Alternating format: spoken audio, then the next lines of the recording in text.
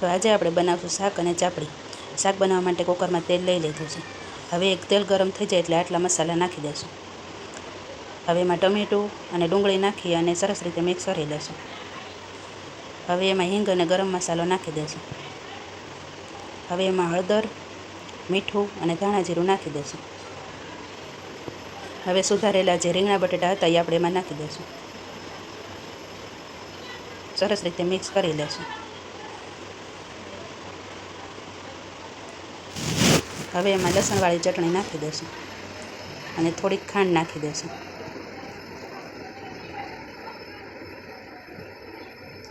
હવે પાણી નાખી અને કુકર બંધ કરીને 4 સીટી થવા દઈશું.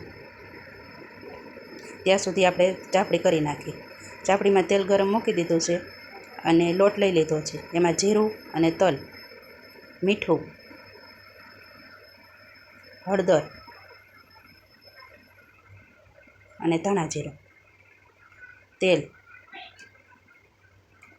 અને દૂધ નાખી અને સરસ રીતે મિક્સ કરી લઈશું. હવે એમાં પાણી નાખી અને લોટ બાંધી લઈશું.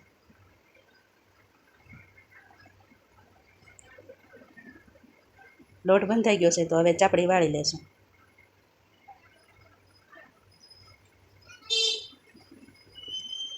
લોટ આપણે ઘઉંનો જાડો જ લીધો છે.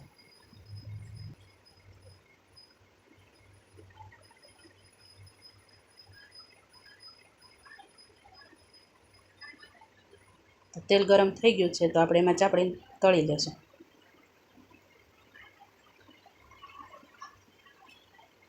હવે બીજી બાજુ ફેરવી લઈશું.